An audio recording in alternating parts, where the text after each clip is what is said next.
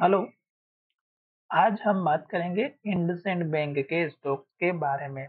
और इस स्टॉक्स में अगर आप देखेंगे तो ये स्टॉक्स अपने उस इम्पोर्टेंट सपोर्ट लेवल से ऊपर जाने की कोशिश कर रहा है जो एक इंडिकेटर है। और उस इंडिकेटर का नाम है मूविंग एवरेज। और अगर आप यहाँ पर देखेंगे तो वो है 50 डेज का मूविंग एवरेज, जो मैं आपके सामने यहाँ पर ऐड करके दिखाने वाला हूँ। तो यहाँ पर मूविंग एवरेज मैंने ऐड किया है और यहाँ पर अब मैं आपको यहाँ पर 50 जो कि यहाँ पे चेंज करता हूँ और इसका कलर भी चेंज कर देता हूँ ताकि हमें स्टॉक्स में अच्छे से पता रहे।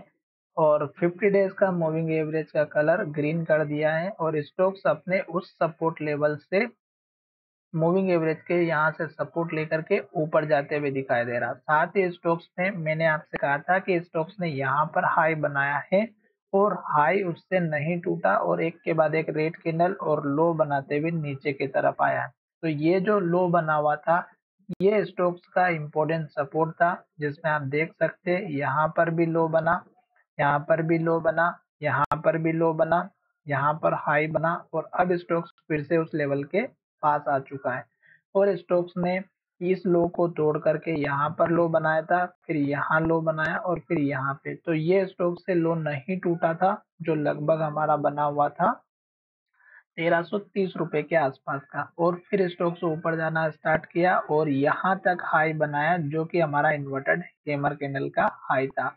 अब स्टोक्स यहाँ से इस लो के ऊपर लो बनाया है और स्टोक्स ऊपर जाने की कोशिश कर रहा है। तो अब स्टोक्स का जो टारगेट रहेगा, आप अगर देखेंगे तो ये स्टोक्स हमारा ग्रीन कैंडल बना चुका है और स्टोक्स यहाँ से ऊपर जाने की कोशिश करेगा। तो उस केस में आपका पहला जो टारगेट रहेगा 1444 का रहेगा, इस कैंडल का लो। थोड़ा सा वीडियो आप अच्छे से सुनिएगा और अगर आपको अच्छे से सुनने में नहीं प्रॉब्लम होती है तो आपको लेवल से भी देखते हुए चलना है। क्यों?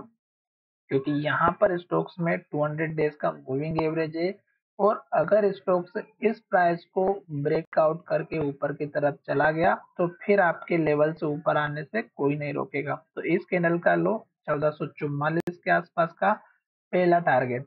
दूसरा टारगेट इस कैंडल का हाई 1460 के आसपास का। और अगर स्टॉक्स एक बार 1450 रुपए या 60 रुपए के ऊपर क्लोजिंग दे देगा तो फिर स्टोक्स का टारगेट बनेगा इस कैंडल के लो का, जो कि 1480 के आसपास का है। ये इंपॉर्टेंट लेवल रहेगा क्योंकि यहाँ पर 200 डेज के मूविंग एवरेज का रेजिस्टेंस लगा हुआ है। और फिर जैसे स्टॉक्स ऊपर की तरफ जाता है तो आप देख सकते हैं कि इस कैंडल के हाई के आसपास का या फिर इस कैंडल का हाई जो पहले बना हुआ है 1526 का, ये टारगेट रहेगा। फिर आप इस कैंडल के हाई का देख सकते हैं जो कि 1564 रुपए का है और ये लेवल बार बार प्राइस को रिजेक्ट करते हुए नीचे आया था, तो 1570-75 से रिजेक्ट हुआ था। तो ये लेवल हमारे लिए इम्पोर्टेंट रहेगा। साथ ही लास्ट में यहाँ पर लो बनाया है।